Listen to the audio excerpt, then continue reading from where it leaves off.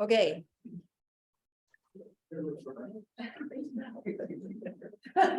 Welcome to a very special evening with the North Coast chapter of the California Native Plant Society.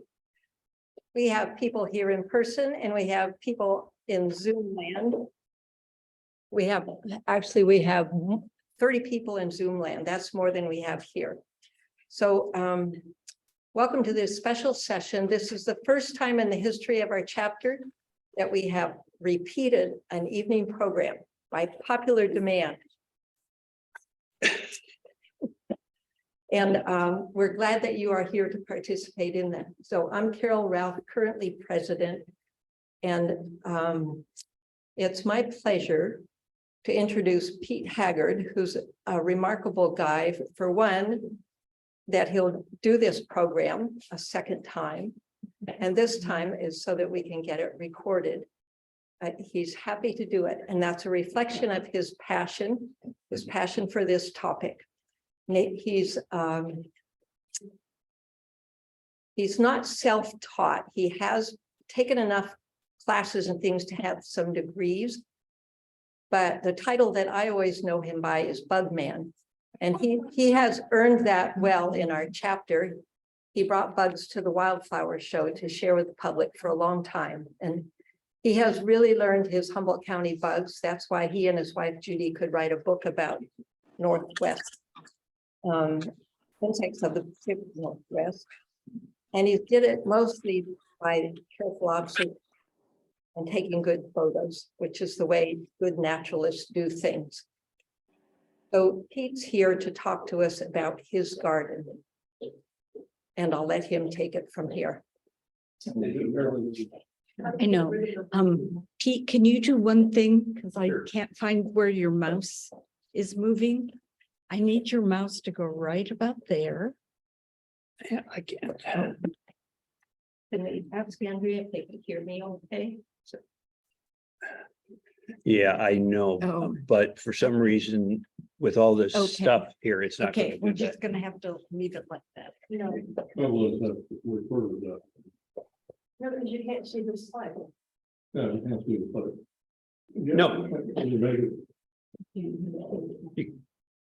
Is this using?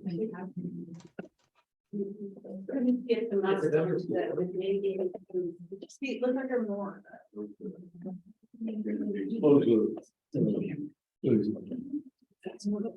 Yeah, this is the Zoom. You just trying to move this out of the way. Where? Yeah, you see, it isn't showing on there. Yeah. Look at her. Look at her more. No. It's because I think No, you, Pete just went into full screen mode on Keynote in the background, and it's probably you would have to escape out of that. there it is. Just hide. I swore I'd never go to electronics. I loved using slides because there was never any problem except it could burn out. And I always had 2 or 3 extra bulbs for that. Bitch.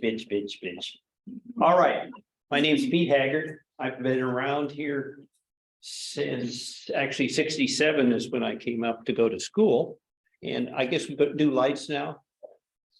And this is a slideshow on that journey from a wildlife student to more interested in the bigger picture. Like I said, the Pacific Northwest, how people are completely separated now when they live in cities. There's nowhere to go.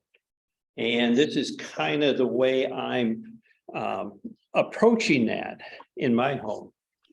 Before I do that, this is a wildlife native plant area. How many people have been here? I have it on in my office so I can have my iPad. Almost no one goes there from the Native Plant Society. And it's too bad because it has all these critters here. And we've been doing it since '99. Carol helped me plant it.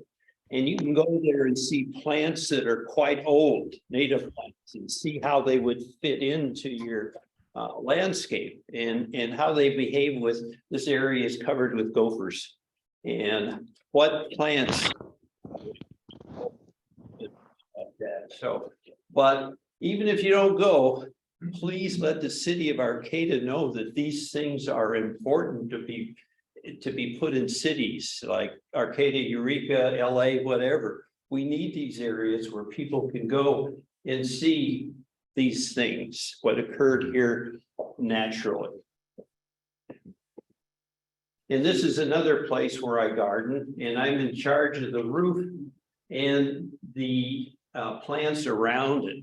And this is a neat place to go because we're trying to keep this area in the native plants in the sand. So this is an extremely unique area compared to the place at Arcata that's on fill and soil. These are two different things. So it helps me understand this area, both coastal and inland. And this is, you could turn a sow's ear into a silk purse. Does anybody know what this is? It's a Wisconsin mound.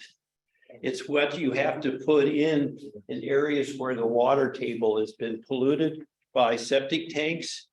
And they basically put a mound in and put the septic on top so it drains through this area. But this was a bare piece of soil in less than 6 to 9 months. I had turned it into this with mostly native plants. Obviously, I like Clarkie a lot. Okay, nature wants to survive. This is up in Humboldt State, and these are native ferns. And I don't know if this building is still there. They've done a lot of changes there, but this shows you how tenacious. This is also a student's vehicle up there. And I live in McKinleyville, and I often go to Ramon's in the afternoon to have a cup of coffee and sit outside. And one time I looked down, and in between the cement slabs, there's often a piece of wood that separates them. And there's a teeny bit of soil there. And this bee, and there was probably 10 nests in this small area. And this gives you an idea how tenacious nature can be. And this is the females. They're jewels. They're very common if you have a garden where they can survive and they want to survive. This was taken about 2 weeks ago in my garden. You can see the butterfly in there. This was less than a week ago. It came out of that and flew south. That's a monarch. All right, this is looking outside our kitchen, and this is a small area, approximately the size of a backyard. Everything in here I want except that thing. It was Doug fir, and it's so big now that I can't get my arms around it. But when we moved in, it was shorter than me, but it's got to the point where we don't know what to do with it, so we're going to leave it there. But this has given this whole area, started out bright sunny, and now it's fairly not dense shade, but it is very shady. So this area is really changed over the years. But what I'm going to talk about is, you can see, you don't see any flowers or plants in here. And I'm going to show you through the year how this changes. This is an area I built up a little bit with sand and dirt, and then put serpentine rocks around it. And all these plants here don't get any water. In fact, if I do water them, most of them would get root rot. So these are California natives to the T, not necessarily coastal plants in there. All right, this is that specific area. And you can see it's just, there's no flowers or plants in here right now because they're annuals, mostly annuals or bulbs and things like that. So now it looks fairly clear of plants. I'm kind of proud of my manzanitas. This is where it's rooted, right here. These come off. And this is about 12 feet long. And this is not a manzanita that's low to the ground. What I've done through its whole life over a period of many years, I put rocks on top of it and keep it moving that way. I thought I was going to bring it all the way around here and circle this area, but I don't think I'll live that long. So that's probably as long as it's going to get. So all of these little plants you see aren't rooted. They're part of this one plant there. And I like to have fun in the garden. And for me, this is fun. All right, now it's starting to get late winter, warm up. This is white rhodea. These are Western columbines. And these are a lot of lilies coming up here. None of these do I have to plant year after year. This is a unique area looking out of our kitchen that is moist and shady enough that these plants will reseed, or the bulbs will survive constantly. They don't need to be renewed. And the thing about it is these don't move out at all because it gets too dry for them. So it's neat when you see a hummingbird come in here and all these things start moving around. You can tell they're in there getting nectar. You can ask questions if you like. All right, a little later in the spring, you can see the Clarkia have buds on them, but it's a little early. Lots of firecracker flowers. None of these are planted. I started with one plant, and these are really nice bulbs in the sense that they don't clump up in one clump and start to go downhill. They move around and they go wherever they want, and they generally don't get a lot of them in one place. So they're kind of catch your eye when you go out there. Let's see, is anything else there? This is it Californis? And someone gave it to me and they couldn't tell me what kind it was. So I keep it in a pot so it won't spread. When I get a native one, I can put in there. I'll put it in the ground, and then I'll get rid of that one. But I just like to see the flowers of it. They're quite beautiful. All right, this is pollinators buffet, early summer. Very important plant. This is coastal buckwheat. You need a buckwheat in your garden if you're going to bring in pollinators and different wildlife. And this is one of the best because it likes it on the coast. The drippy weather does not affect it. You cannot water it though, or else you'll kill it. These are monkey flower, the sticky monkey flower back here. These are much more of the firecracker flowers. And there's other things in here too. What's that? But they're not really going strong yet, but there is milkweed up here. I have a lot of milkweed. All right, getting later in the season, you can see the Clarkia are starting. And one of the tricks I use, people say, why are your Clarkia so big? About the third true leaf on Clarkia and many other annuals I pinch out. And that makes them split off. It doesn't go straight up. And they have a lot more flowers that way. And I do that with almost all the annuals that I grow. But these are just starting, and remember in that first picture, there was nothing here but sand and gravel. So all of this is opening up with color. Gumweed and lupin, large-leaf lupin hasn't started to flower yet. And this is fall, and I just wanted to highlight, this is epilobium. This is a native one to Humboldt County. Most of my plants aren't purchased, they're collected in the wild. And this one stays small.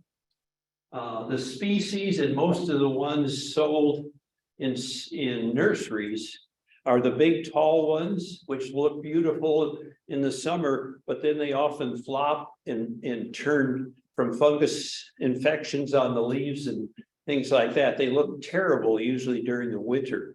So I like this one. It remains small like this. And it was a selection from the wild. I call it the cow guard. It's next to a cow guard. I really like it. And I think maybe they might sell it here at the nursery. I know I gave Barbara some. Yeah, you do. Yeah.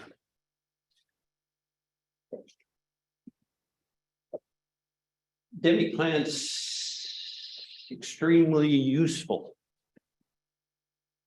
All right,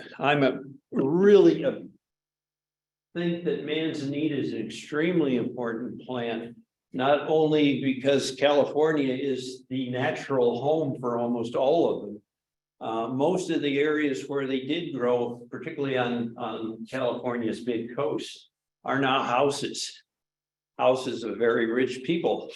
So there isn't as many manzanitas left as there used to be.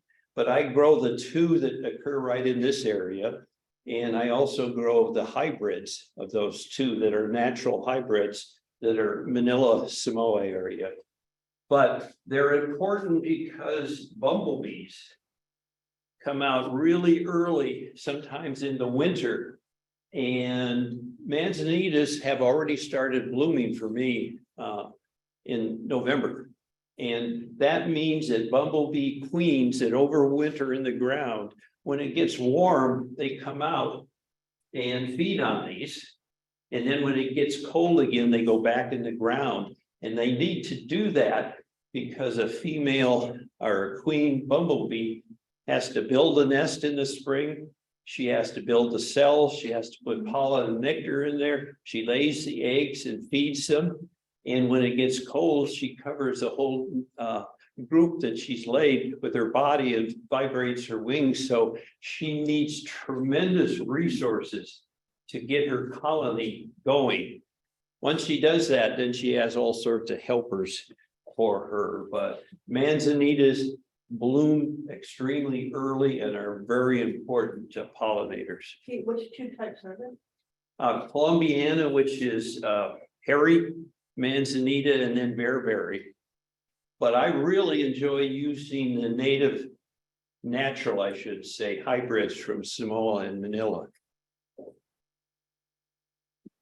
All right, this is another plant that I love. It's a checker bloom, Sedelcia.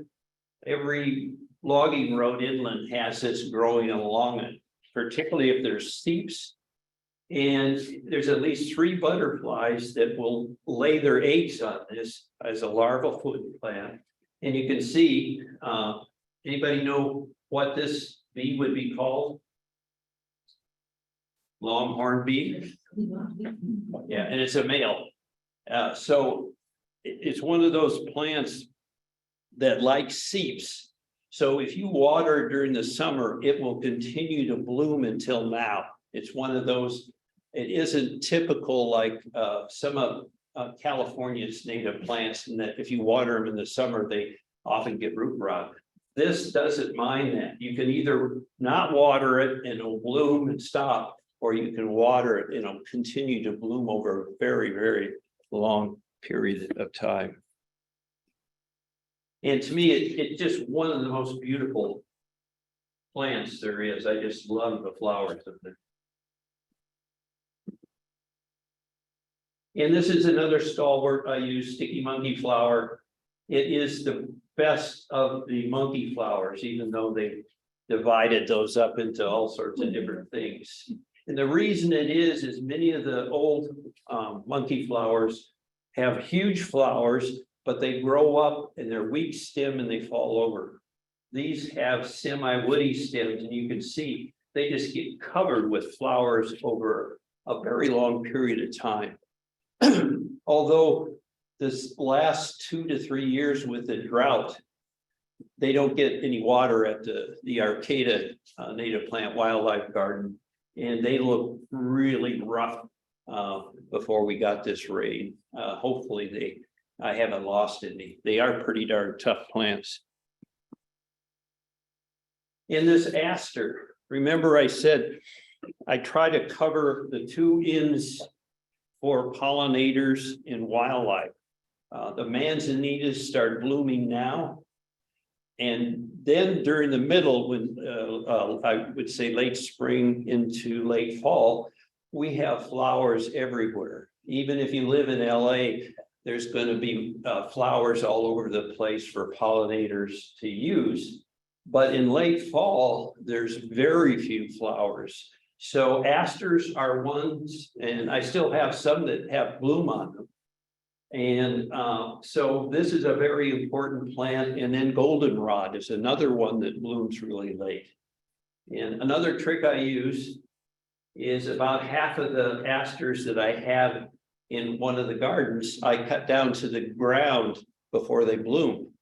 And that means half of them bloom reasonably early in the summer, and the second half bloom really late. So there's a long period of color in the garden. This is not a natural garden. This is a manipulated garden. And I like asters best when they have competition. If you put them in your border with your pansies, they will take over, flop on them and kill everything. And that's just the way they are. So they look best along fence rows where they can lay against them, or where there's a lot of competition. This is in my backyard, and this is Calamagrostis. And so it has to fight to get to that light. So they stay like this throughout the flowering season. Questions? Are you in awe? And I love this plant. It's not appropriate for small yards, but I have it growing at the California or Arcata Native Plant Wildlife area, and they're long-lived. And if you can burn them back in the winter, at least every couple of years, they just come up fresh, lots of blooms on them. City of Arcata won't let me do that anymore. So I use a string trimmer. Garden friends. Everybody know that we have lots of glowworms locally, and you're a gardener and you don't know that. So this is a regular beetle. Everybody probably recognizes, but notice its antenna. And what it does, it makes these long pieces that are extremely flat. And when you see a moth or a beetle like this, what do you know? It's a male. And he uses those to find the female. And why does he do that? Because that's what the female looks like.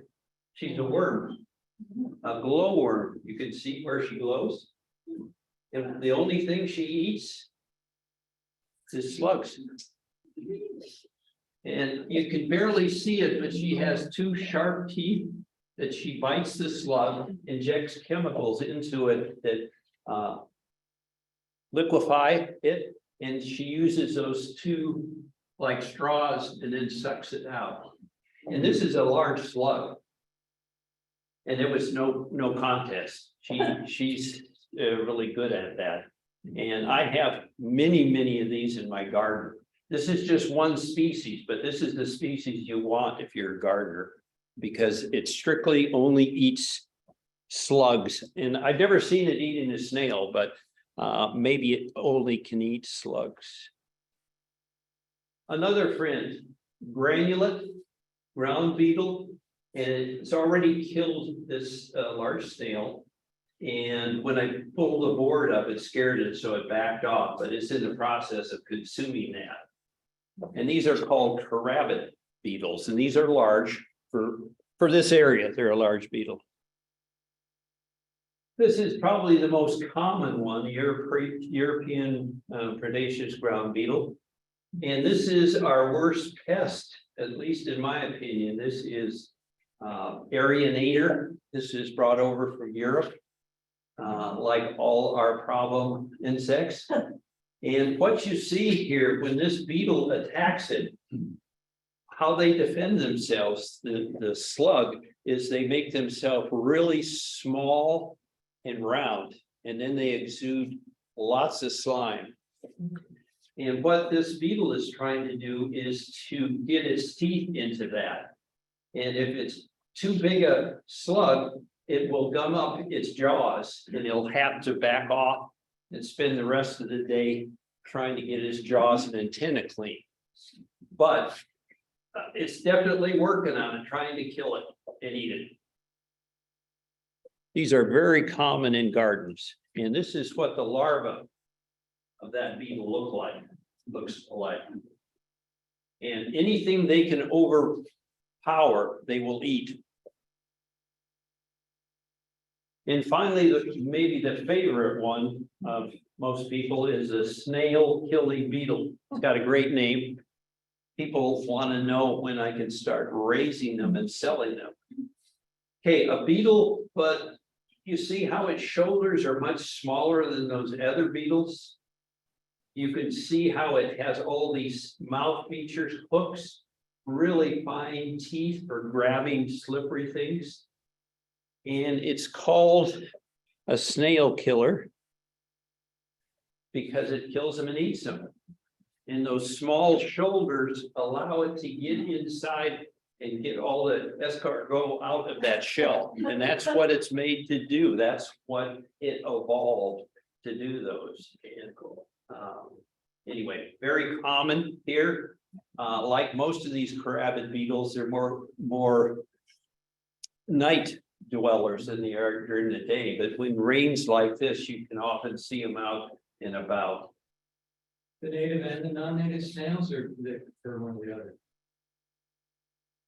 I don't think they care. Yeah. It takes a special thing to eat snails. Snails with their exudations are very well at defending themselves. You don't think of that. But they are that area, either that big one I said is the worst one. We have where did I guess anyway, that one, it can get as large as a banana snail. I mean, it's huge. It can go down a row of carrots or lettuce in your garden, no problem. And this is just a few of the beetles that I have in my vegetable garden. And these are all predaceous ground beetles, both as larvae and as adults. And I don't include any of the smaller ones. And there's many more small ones than there are large ones. So this family of predaceous ground beetles, or carabids, the family is called, it's a really important and very common in the Pacific Northwest. All right. Anybody recognize this snail? I can, one of the most beautiful native snails we have. And guess what its favorite food is? Snails. It's eating this snail's neck and head right here. This is the shell. And that's all it eats. It's just finished this one.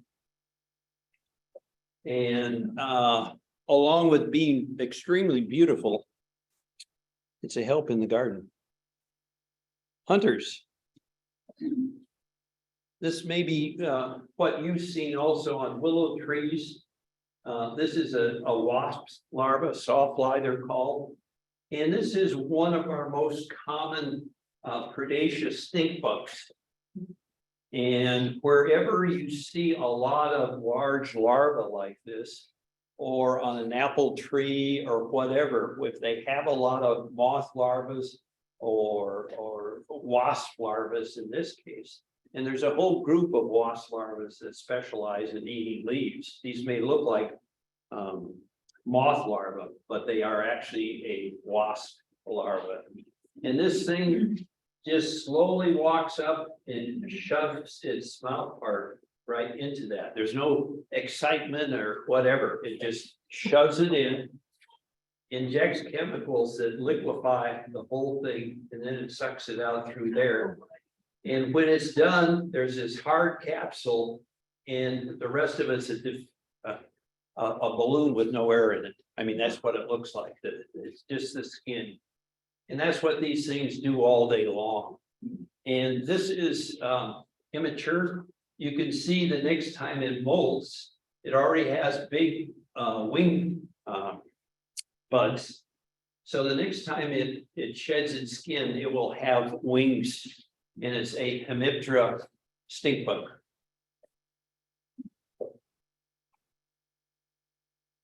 Not everybody likes spiders, but many of them are quite beautiful. They all eat insects and eat their sexual partner. They don't. Okay, this looks like a praying mantis, which is not native. This is a European one. You can see how it's like rocky, fighting off things. But it's a picture I baked. My finger is right here, and that's why it's upset. They're useless for biological control. People love them, but they don't. They're neither bad nor good. They're just there. And when I give talks, if I have one of these people, this is the one they like to see. It's kind of a human. It watches you and doesn't bite you usually, and is easy to get around. We have two that are very similar. This one has the eye spot on the leg. So if it gets threatened, it opens those up and it makes it look like its eyes and face are huge. And but this separates it from one of the other species from Europe and Asia. Almost all of these you see are escapees from kids' terrariums and pet shops. They're not native. This guy is native. This is Spike. Spike came from the Mad River. I go out to the Mad River every spring, and when the ponds start drying up and the tadpoles start to die in them, I collect them in buckets and bring them to the Mad River, pour them in. But I always bring a few tadpoles home. And this year, a bunch of them came to my garden. This is a gopher pole. And there's 2 or 3 other of his brothers and sisters in here, but he's really young and small, if you know your toads, which I'm sure you do. But the nice thing about this toad is they sleep during the day, and then they go out, and I could find them in the garden, vegetable garden, every night, going around there like a patrolman, looking for stuff to eat. And like a lot of, well, toads in general will swallow anything they can get in their mouth. And this is one of those arenator slugs, and no problem. The only problem is his lips get covered with slime, and they're very fastidious. He'll go like this to get all that slime off, and then he'll go back in his hole and wait for me to feed him another slug. These are really neat if you have them. They do a lot of good things. And Judy and I just love Spike. This is not a trick shot. I grow a lot of winter vegetables also. And this is dead on, which is a winter cabbage that doesn't rot or get frost damage. It's really hardy.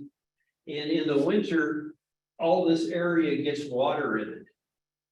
And tree frogs spend the day in there, and because it's water after will stay in there for maybe weeks. And so they'll use those cabbage heads as places they could rehydrate. And this one actually came out during the day. Usually they go after bugs at night, but got a good picture.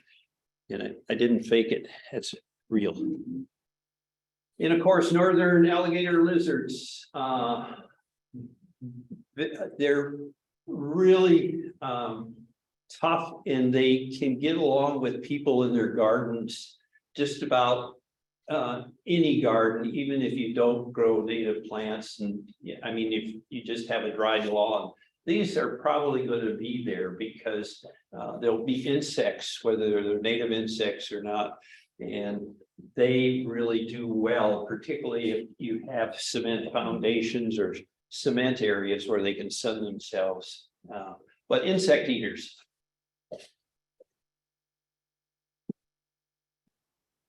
All right, I've already gone through why manzanita is extremely important. This is our most common bumblebee, the yellow-faced bumblebee that has this stripe. And you notice that it doesn't have any pollen on its legs, and that's because this is a queen, and this is probably January, February. So the queens are, during the winter, they stay in holes in the ground and try to use as little energy as they can. But if we get 2 or 3 days of warm weather, she'll come out, get nectar to build up or maintain the fat in her. But she has no interest at all in pollen because pollen is food for the larva when she gets going on that. This is our second most common. This is blacktails, and it's hard to tell here. But some of the blacktails actually are quite beautiful with this red patch. Most of them don't have that. But you can tell this is probably a worker, not the queen, because it has this nice load of pollen and nectar on its legs. And it's probably taking it back to the nest to feed the young. All right, this is Halictus, which means probably 0 to you, but it is a solitary bee. If you go to the garden in Arcata during the summer, you'll see hundreds of these and probably more, close to 1,000 nests. And this is a solitary bee. So this is a nest, and we can't see it, but there's one up at the top. And that's how common they can be there if you provide them a safe place to breed and build a tunnel. And also the flowers and pollen producing plants that they use. You see the heads of these females. The one at the top is empty, but this is a species in which it's solitary, but sometimes the female's children will stay in there and they guard the nest while the female is out getting pollen and nectar, because there's other bees that if you left that nest untended would go in there and lay their eggs in there. They're called, I forget what they're called. They're not parasitic, but but the egg hatches and eats all the food in there, so the nest is effectively destroyed. But in this particular species, these are probably daughter of the female, and they stick around, guard it, and they do work inside the colony. Extremely common at that site, the native plant garden in Arcata. Not all bees nest in, all solitary bees nest in the ground.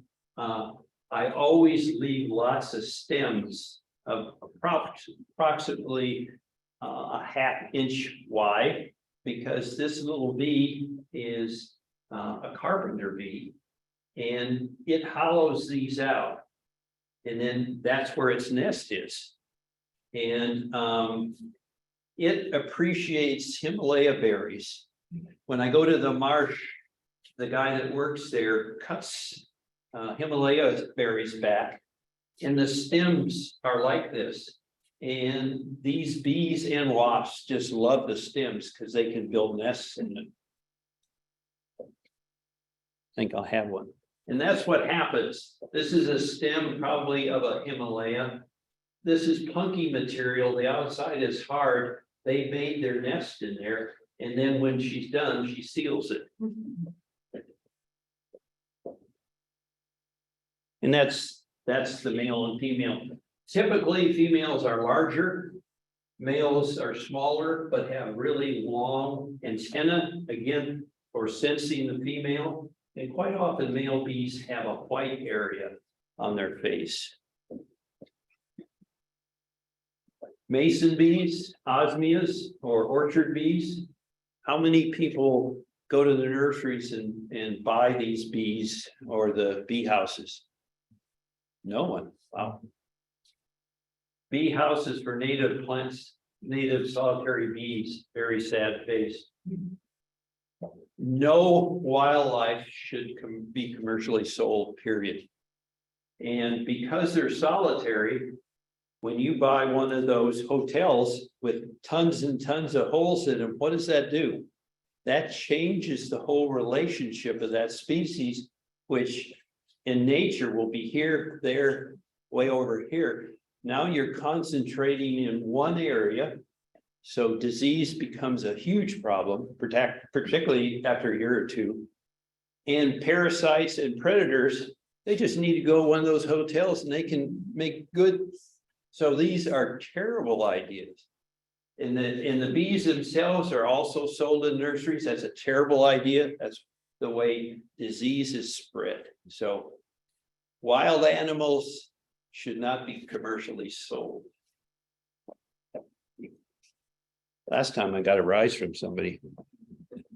All right, so when you split open one of those stems, this is what you see.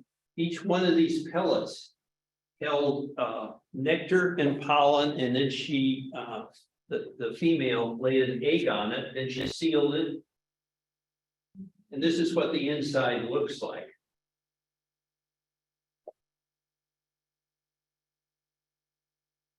And that's a leaf cutter bee female. And that's a leaf under that she just cut. And then she'll bring it back. Some of them nest underground, some of them nest in holes and things like that. But they all cut leaves like this. All right. What is this Homo sapien P. Fieldbrookensis doing? Why do you suppose I'm digging a hole in my garden? For Spike, looking for a boat. For Spike? Spike's got to build his own holes. Okay, I find my vegetable garden the richest spot for nesting bees. That's a surprise to a lot of people. So if I have a garden and I rent a rototiller from Miller Farms and till up all the soil, what's that going to do to all the bees that nest in the ground? Yes, destroy them. So what I'm doing is I'm trying to determine what some of the bees in my garden, how deep their nests are. This is a nest. This is the leaf it cut. And it's kind of like a cigar wrapped in there, but the same thing. They put the pollen nectar in there, lay an egg, then go to the next one, and it can be 6 to 9 of these in a row like this under the soil. And so on these, I determined it was about 9 inches, give or take. And because of my age, I got one of the, what are they, grasshopper, the small rototillers, mantises. And they can only go 2 to 3 inches deep. So I'm pretty comfortable, and the bees come back every year. It's another reason I'm pretty comfortable. And now I don't turn under my whole garden anymore. I used to just do that without thinking. And then I realized a lot of vegetables, you don't have to do that.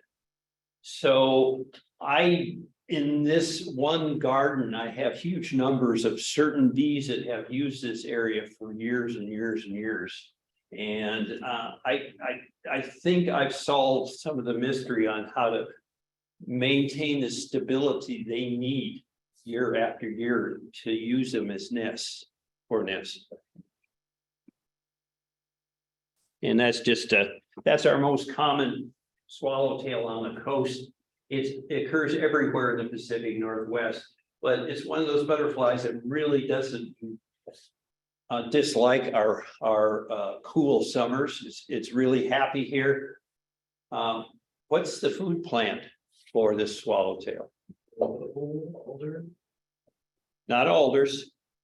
So this is one of our most common observable butterflies and you don't know what the larva be? No, that's a different one. Yeah, It's not willow? Not willow? yeah, willow. And it may not be willow in Southern California or Seattle, but here it's willows. And it's a big larva, and as I say, it likes our climate as good as hot interior areas also. So I guess I'm kind of pushing you to see how much you really know about what's in your garden and how much you understand about nature here. We're not all from Southern California, are we? Right now, this is the most common painted lady. We have 3 species of painted lady on the coast here. But this one is very common towards fall and to a certain extent into winter. You can see my corn has been down for a long time on the ground. Yet this is a very fresh butterfly. And this particular, that's the larva, probably one of the most beautiful larvae of butterflies we have. And this is pearly everlasting. That's what their food is. We're getting close. All right. Remember how important I said manzanita is also for hummingbirds. We don't feed any birds, bees, or anything artificially. We don't provide pink Kool-Aid for any of my friends. Kool-Aid is not good. So they really depend on these. And in the middle of the winter, I was told this is an anise, I'm not a bird person. But what they do is on warm days in the winter, they'll sit up in the Doug fir that I showed you before. And just as the sun comes out, they'll head down there and get all the nectar before the bumblebees can even move because it's too cold for them. So this is when it's a good time to get a picture of them. I don't have to fuss with the bumblebees. And this is just, I love Doug. All these squirrels that we see are all Doug because they're Douglas fir. And this is one of the highlights for Judy and I. This tree, this alder, was a sapling when we moved in 1977. They are dead now. I don't know if you can see that, whatever, it's a tiny woodpecker. Downy. I don't know if you can see that downy, but it's spitting out sawdust because it's inside the nest pecking away. And you come up here, people come over and they'll hear like a drum and they'll look all over and there won't be any, and then he'll stick his head out and spit all this wood out. And 2 years ago, this male and the female brought off a brood on these trees. So somehow Judy and I figured in 50 years, this would be a great place for woodpeckers. And most places, particularly in the cities, when a tree gets old, what do? They cut it down. Oh, it can fall on people. Well, maybe we can work around that, but in cities, there's nothing for woodpeckers. Woodpeckers like to make their own holes, and then they're used by other critters. So this is a really important thing. And this poor tree has holes everywhere. And they're working on this tree right now, which I'm not sure. Carol thought that maybe they just make a lot of homes. This is a picture of recent picture that they just make holes in there so they'll have options in the spring. So I don't know if that's true, but they're working right now in a nest. The male is inside there working on it.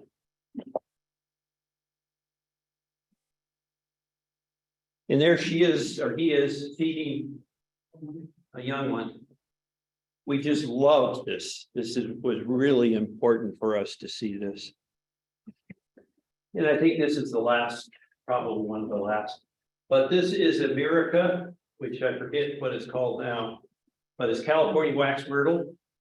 And this is probably 30 years old. We planted it.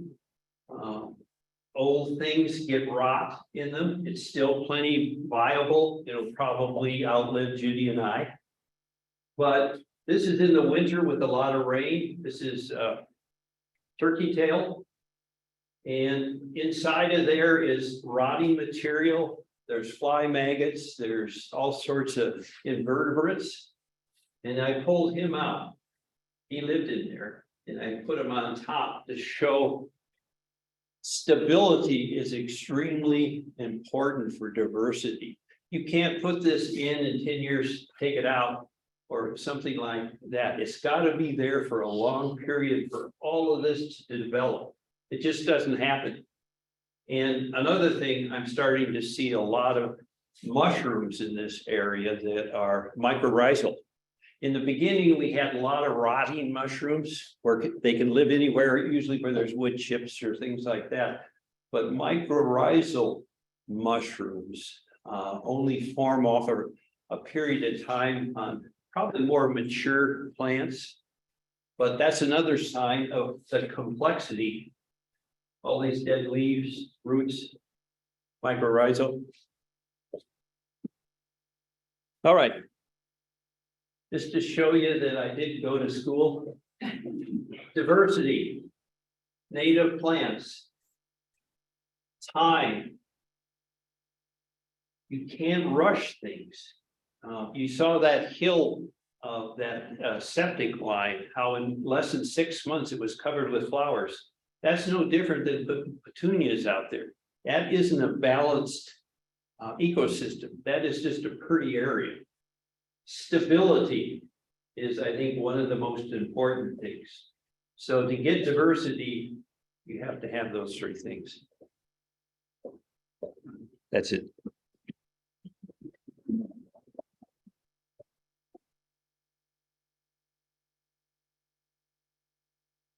Questions? Are you stretching? No, it's a good question. So after I hear you talk, and especially the picture of the bees that like to nest in old stalks of things. When I have flowers that have finished and there's nothing but old dead stalks left and I want to clean things up, I feel like I can't go clean things up because something might be living there. Yes, so you have to be practical too. I don't know about most of you, but I was taught that you, at the end of the season, you got to clean everything up and just make it really nice. But as I start to understand more about environments like my vegetable garden, why is it so important and things like that. So I know a few things that certain stems, certain size are very important to that one bee. And so I know the Sedelcia are really good for that. The bigger stems on the Sedelcia are almost always used by that carpenter bee. It's just, that's what they do.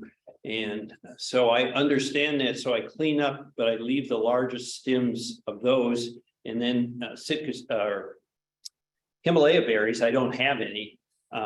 But at the marsh, where George cuts them off there, if you go this time of the year and look enough at ones about that size, old dead ones, quite often you will see there's a cap in the middle of it, and that's where the carpenter bees live. And also carpenter bees, if they're bigger stems, then you get the mason, those green bees that use it. So I don't know enough, but I know enough that I don't know enough. And so I try not to destroy anything, but I do clean up. I'm try to be as neat as I can and leave it as much as I can. It's like many people would have taken that Miraca out when they saw the rot in it. But those mushrooms, that turkey tail is so beautiful. That's winter color. That's great. I love that. And thinking that all those things that live in that pocket that we never see, never think about, then I say, okay, I learned a little bit more. So how did you get those bugs and beetles to pose? sometimes I refrigerate. Judy and I wrote the book Insects of the Pacific Northwest, and almost all of the butterflies, moths, and quite a few of the things I raised from eggs. And what you do when the butterfly first comes out that first day, or the moth or whatever, it's very slow. And I take it out in the early morning, and they'll sit there trying to get warm, and they'll do really slow stuff to get everything going. Their wings start out like this, and then they pump fluids into them until they get like this, but they still have to harden. And so, like if it's a bad day, I'll put it in the refrigerator and then take it out the next morning. People don't tell you how they torture animals to get good pictures. And some of them I just got lucky. Thank you. Are there any Oh. questions? I was hoping that Andrea would. Any comments in the chat? Yeah, we have 2 questions on Zoom for you, Pete. The first question is, which 3 butterflies like the checker bloom flower, the Sedelcia? Oh. The Western painted lady. And actually the painted lady also will lay eggs on it, but the Western likes it the best. The Western painted lady likes all mallows. That's what its favorite larva food plant is. And remember, it's not important what you grow as flowers. It's important what the larva food plant of the moth or butterfly or whatever. There's plenty of nectar on other flowers. So the other one is a common gray hair streak. And those are one of those quite common. I have them every year in my garden. And they're the ones that are small, and their hair streaks they have on their back wings. They have 2 things that kind of look like antenna, and they move them back and forth, and they have an orange spot there. And they think it's used to fool birds. As they move those, the bird thinks that that's the front of the butterfly and the head isn't. And quite often you'll see bird pecks at the rear end of the butterfly. And as long as it doesn't damage it, it doesn't make any difference. It still can lay its eggs. What is the third one? Yes. I forget. But there's at least 3. I think there's more than that locally. If you go inland from here, Willow Creek, Redding, there'll be even more of that. Mallows are great plants for wildlife, both for larval butterflies, moths, and for pollinators, and for people. They're wonderful plants. Okay. Great, thank you. And the last question in the chat was, how can you attract the snail killing beetle? By deciding that you want to be part of your garden, that you don't, it isn't just something secondary, that you want to entertain. Remember that whole area I showed you, the evolution of the flowers during the year is a really small area. But it isn't simple, because if you don't understand what that beetle's needs are, you can't do it. You can't bring it. So it's been 50 years of experience in my garden. I'm out in my garden every day. I mean, rain or shine, that's what I live for. And you need to understand, and there's no books, except mine, of course, that help you on that, because this isn't science. This is my experience with these. There's no really good books until my next one comes out on rewilding. It's practical experience. These black beetles are predaceous. These other things over here are not. These are introduced from Europe and whatever. And year after year, I follow this, and I know how to do things in my garden that attract the rabbits and in large numbers, and actually helped me. I haven't seen a European brown snail in my garden for years. I don't have them. And if you live in Eureka, you got them. So to just bring that to a point, if you change and your neighbors have ivy and stuff like that, you will have all these pests. I have a more rural area and I have made changes, but I still get lots of slugs. It's a swamp. Fieldbrook is a swamp.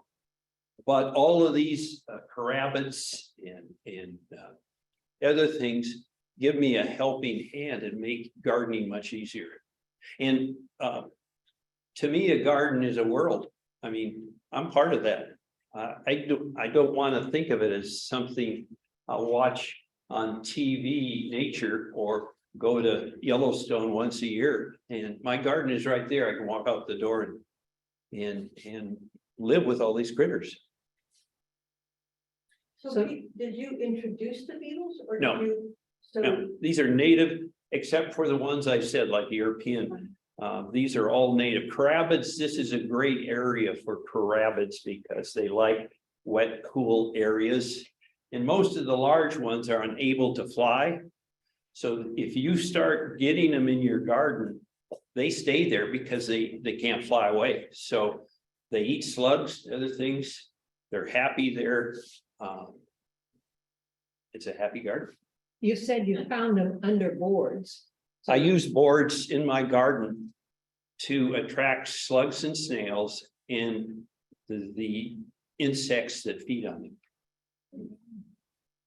And that's a whole different thing. I mean, I could talk about it all night, but there's ways you can manipulate, and that's what you do. This isn't a native area. This is hopefully as natural as I can make it, but I do a lot of manipulation to make it as rich as it is. Leaving trees stand. I never cut a tree down. I girdle it. Even apple trees, the whole works. I never cut trees down. I girdle them in that whole process. I use the logs from all along my apple trees because it's time release fertilizer. In the beginning, all sorts of things live under it. Fungus attacks it, provides food for other things, and eventually it breaks down. So that's long-term fertilizer. I don't fertilize my trees. I don't need to. I fertilize my vegetables, but this is all part of the process that's natural. Chris? Plants, tooth snails? Are they particular? What type of snails do they eat? They'll eat any snail, but they are sensitive. They're not like some of those carabids. If you put out bait or spray or keep manipulating the ground, digging things up, and they're not. A lot of things aren't happy with that. Stability is really important. They're quite common in my garden. We can go for a walk in the redwoods, and that's where they're quite common. I'm working on a restoration project with an area that's really a pile of dirt and old concrete. That's what the place in Arcadia is. It's filled. Okay, and you showed that to me one time. Okay, Oh, what is the first step in getting to be an ecosystem? I start with woody plants because that'll be the framework for that. So we put in our trees and shrubs and things like that. And if you can, you'll like it to get started, but most people don't. They'll try to plant everything that first year, and that doesn't work quite as well. But I put the backbone of a garden with woody plants, and as they grow, you can see where shade might be, things like that, so you can make better choices. Plus, they start immediately changing the ground with leaf litter Right. and their roots and things Right. like that. And annuals are the easiest part, so you can do it just about any time, but herbaceous perennials are much harder to get established. I grow orchids and I grow a lot of different things. And what seems to make them happy is stability and no digging you know, that type of thing. Okay, let's start with the trees and shrubs first. Woody stuff, Okay, all right. yeah. Yes, On the stems for the bees to make a nest, do they have to be upright or can they have been cut off and laid out flat? Like they cannot be in contact with the ground, okay? I'm not, what was the question again? Well, the stems for the bees. Oh, And so anyway, I have to compile the debris and I just keep throwing stuff on higher and higher. So some of it is all 5 or 8 foot high. that is probably really good for salamanders and lizards and snakes and things like that. But what's really good is Right. upright, and they can be connected because they're usually dead plants, so that doesn't matter.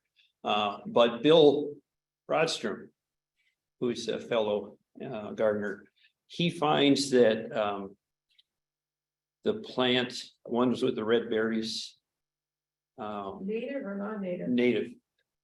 There used to be thought poisonous, Oh, elderberry? elderberry.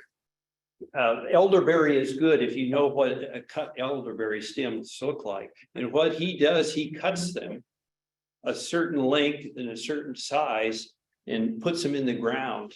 And he gets, I think it's leaf cutter bees to use it. And that's a manipulation again, but as long as he doesn't combine them into a big bunch that they're still scattered around there. It's a heck of a good idea. There's lots of plants and I'm just learning some of them myself that you can do that with. But it's not unusual to go out in the winter and see sawdust on a sambucus where a bee either went in or came out. I bet somebody wants to go home, go to bed. Okay.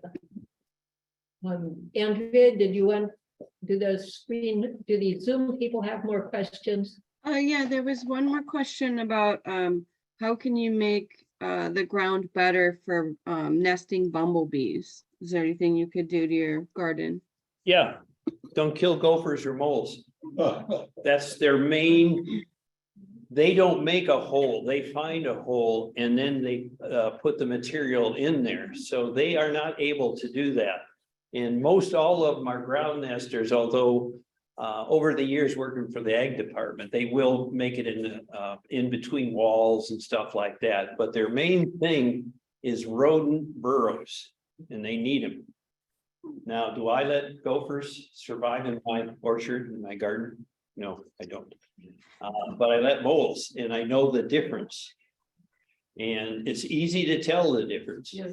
And because of Fieldbrook is kind of a big pasture area, gophers are always there. I may kill a lot, but it doesn't, I don't think really make a difference. But moles, I'm very careful and make sure. Bumblebees have to have those rodent burrows.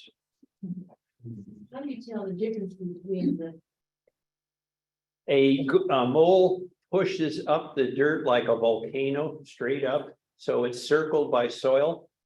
A gopher pushes it out, so its hole is on the side. So it pushes it out, and it's really easy to tell that. And mole is the good guy in the volcano?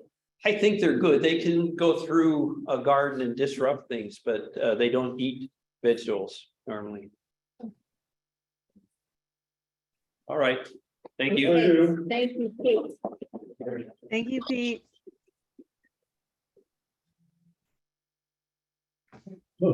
Thank you, Andrea. You're welcome. Yes, thank you very much.